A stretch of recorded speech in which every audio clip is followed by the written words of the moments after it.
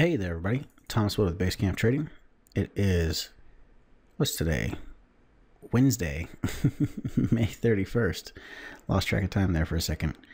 And we're going to take a look at bonds. And I kind of want to reiterate a point I've made in a previous video, just to show you that the same things happen again and again and again, and that it's important to watch these types of setups. So we had a micro trend break here in bonds, and there's two things I want to point out.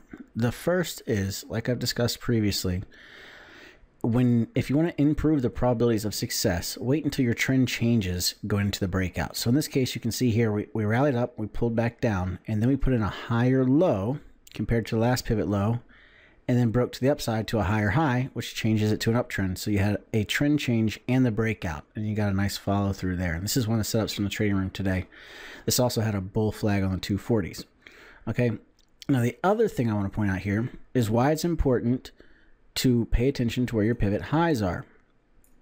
In this case, we had the trend line break right at 53 and 11 30 seconds, but one tick above that at 53 and 12, there was a pivot high. So what does that mean? That means you do not enter the trade, do not take the breakout trade until it breaks that pivot high, because of this type of scenario happening. That would have saved you from getting into this trade on the breakout and then having it pull all the way back down to 7:30 seconds, knock you out of the trade, and then go right back up and move your direction.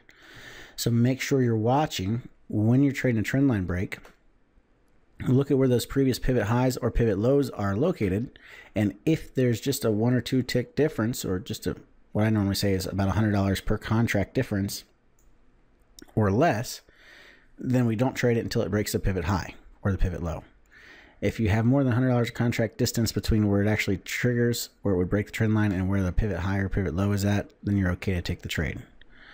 But overall, great job today in the trading room. We had several really good trades, including directional plays in the indices and some pairs trades in gold, silver, or gold platinum and silver platinum, and S&P Dow that worked out fairly well. So that's all I have for you guys for today. I will see you in the trading room bright and early tomorrow morning. Don't forget, click that link to subscribe. And if you really like these videos, start clicking that thumbs up button. Really appreciate it. Bring some more people in here seeing the education. So that's it for today. And until next time, happy trading.